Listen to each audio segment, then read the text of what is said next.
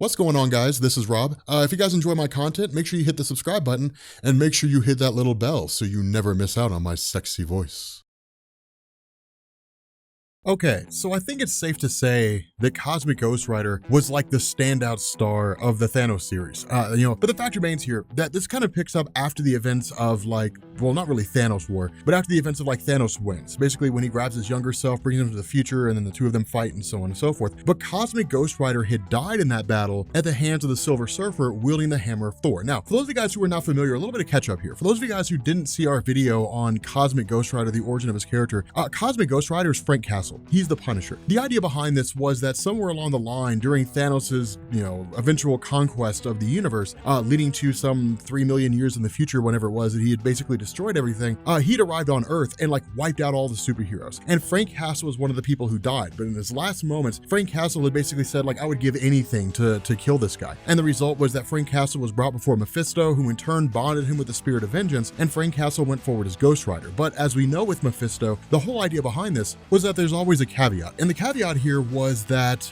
basically Frank Castle was confined to Earth with no one to really defeat, but he would presumably live for eternity unless some external power greater than his own decided to annihilate him. Now, of course, that led into Galactus showing up and then giving him the power cosmic. He went forward as Galactus's herald and then ultimately met Thanos. And of course, we know the rest from the Thanos miniseries. But still, it's a pretty cool concept here and it's pretty interesting because following all that, what this does is this basically picks up with this fight between Frank Castle in Valhalla and just some other minor god. They're not very significant. It's just a guy who's there. But of course, here's one of the things that I want to talk about for a second. I want to kind of address this idea of death in Marvel Comics and how death works. So in Marvel, originally back in the day, when I say back in the day, I mean when Jack Kirby was writing Tales of Asgard. So we could say from the early 1960s when Thor first showed up in Journey into Mystery, running all the way up to around 1970, 1971 when Jack Kirby left, what you had is you just had the realm of hell. And that was it. That was the only place people go when they die. That's all there was to it. The way that death was split up is you had Odin who was basically in charge of deciding who gets to go to Valhalla and who doesn't, and then you had the realm of hell. With those who died in honorable combat, if Odin selected them, then the Valkyries would retrieve their spirit and they would take them to Valhalla, where they would spend eternity alongside their warriors, and they would tell tales of their crazy battles and so on and so forth, and they would be worshipped by denizens on Earth who believed in the Asgardian mythos. Everybody else went to the realm of hell, and that was it. That's all there was to it. It wasn't until Mistress Death, Mephisto, the idea of there actually being a Judeo-Christian heaven, a Judeo-Christian version of hell, that you saw all these different versions and these different, iterations of death being rolled into Marvel Comics. And so the way it stands right now, there really is no absolute standard. You have those who go to the realm of Hela, you have those who go to the realm of Mistress Death, you have those who go to the Judeo-Christian heaven, those who go to the Judeo-Christian hell, which is basically ran by Satan. You have those who were tricked by Mephisto, who steals their souls, and then they're going to spend all eternity trapped in his realm. I mean, there's all different kinds of things that go on in the realm of death. But for this little section right here, one thing to remember is that Valhalla is a part of Asgard proper, which is to say it's a section over there somewhere. And so those who were selected by Odin basically reside here. And because of the fact that Frank Castle had, perished in honorable battle against the Silver Surfer wielding the hammer of Thor, this basically meant that Frank Castle was now going to be, going to exist among the honored dead. The problem with Frank Castle is he can never find true peace. Remember, Frank Castle's entire existence is governed by the desire to destroy, evildoers in order to satisfy his bloodlust, basically, to, ensure that his charter, his existence remains intact. It's not really anything tangible. It's just, that's what he does. That's the whole basis behind his character. And so because of that, while he's in Valhalla, he's been picking fights with everybody. He's been fighting what he considers to be bad guys. One of these guys, for example, killed kids during some major conflict that he had. And so Frank Castle's that guy's got to go. But because you can't kill people in Valhalla, he just cuts off his nose, and that's really the end of that. But when Odin starts talking to Frank Castle's response is I don't really want to be here. There are things out there that I need to attend to. But remember, in this future, this 3 million years or whatever in the world it is in the future, there's really nothing to attend to anymore. Nothing really exists. And so there's really nothing left. I mean, it would literally be Frank Castle riding around the cosmos, stepping on cockroaches, more or less. And so the result is that that's still what he wants to do. Now, when it comes to this whole thing, Odin says, look, I brought you here as a service, but if you don't want to be here, I won't make you stay here. And so he's you can leave anytime you want. I've kept your motorcycle. I've kept your spirit of vengeance. You can take off. And so Frank Castle is fine, I want to leave. And then Odin's okay, well, if you're, in for a penny, in for a pound, you leave, you take everything with you. And so he basically, forces the Cosmic Ghost Rider, the Spirit of Vengeance, back onto Frank Castle, even though he doesn't want it. And then of course, Frank Castle goes forward as Cosmic Ghost Rider again. So this is what basically sets the stage for what's going on right now in this moment with regards to, the future of this miniseries. Now from here, Frank Castle, and this is kind of an interesting thing in Marvel, what Donny Cates does here. Donny Cates gives himself an out, and it's actually the smartest way to do this. Some people will say it's not, but Donny Cates is he's not doing what Bendis does, right? Like what Brian Michael Bendis will do is he'll write a story and then just say, uh-oh, like I wrote myself into a corner, time travel. And then like he'll fix the problem using time travel. Or at least he'll fix writing himself into a hole using time travel. Time travel is invoked here by Donny Cates, but it's not invoked for the purpose of like saving himself. It's invoked for the purpose of like allowing the story to progress forward. And so what Donny Cates does is he actually has Cosmic Ghost Rider tell Odin, send me to the past. Send me to the point where all of this began. Send me to the point where Thanos was first born. Now, this is an important thing here. And the reason why is because what this does, depending on how Donny Cates wants to do this basically creates an alternate reality. So for those of you guys who are not familiar with this in Marvel Comics, and it's been a long time since we talked about alternate realities or talked about how they work and how they function.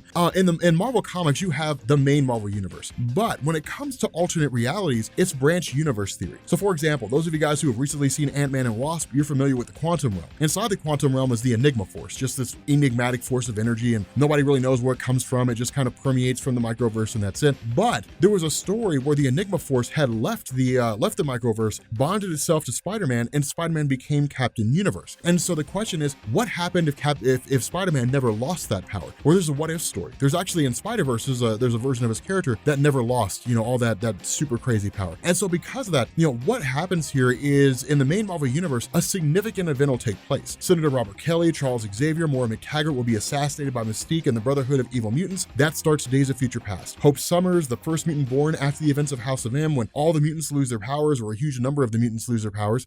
She goes on to initiate the 6-second war, kills 1 million humans in 6 seconds. That kicks off Bishop's future. There's all these different, alternate realities that exist out there, and they all come from a major singular event that takes place. Now, usually it's done for the purpose of just the plot, right? But like in universe, inside the Marvel universe, it has to be like the death of a significant character whose existence in the main Marvel universe would see them go on to impact the universe in a very significant way. And so when you have like Cosmic Ghost Rider showing up at the home of Thanos when he's first born, when he's a baby, with the desire to annihilate him, to kill him, that's a pretty significant thing. And so what this means is that from this point going forward to the end of the story, presumably Donny Cates has created an alternate reality. And so he can basically do anything he wants to. I have no idea what his plans are, but it's genius because it allows him to create this self-contained set of events that do not impact the main Marvel universe. So it really kind of works. But when Cosmic Ghost Rider shows up here to basically kill this baby version of Thanos, baby Thanos immediately attacks him.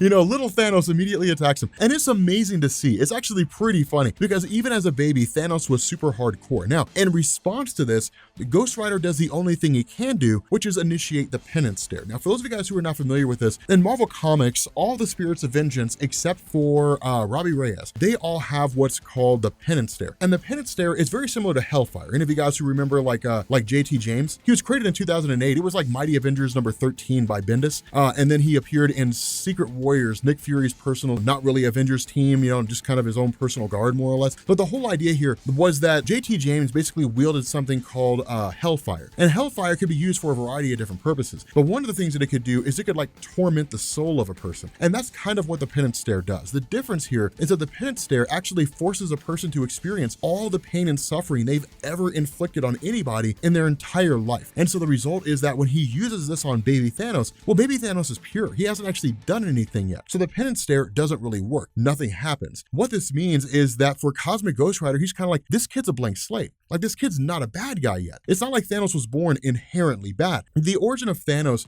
was somewhat touched on by Jim Starlin in the old, really in everything, in the old like Captain Marvel series, in the old Power of Warlock series, in the various, Thanos, the Thanos War, during the events of like Warlock and the Infinity Watch. His origin to a degree was kind of spread all over the place. It wasn't until we got Thanos Rising that actually consolidated all that information over the course of 60 years, changed a few things, added some things in, took some things away, away, and then in turn, like, gave us this full-on life and times of Thanos story. What this does is it comes back and basically says, like, you know, and again, Chris's kind of alternate reality effect of, well, then Cosmic Ghost Rider, because of the fact that baby Thanos is a clean slate, he comes back and says, fine, then I'll take this baby under my wing. We will go forward and we will do our own thing. What that thing is, we don't know. We have no clue, but I'm really, really excited to find out. But I figured I would go ahead and cover this first issue, throw it out to you guys so you can see what you're getting into. It's amazing. Like, I mean, Donny Cates is one of those guys, I'll read anything he writes. Like, I don't care what it is. He could write a story about Batman staring at a white wall and I would read it. It'd be like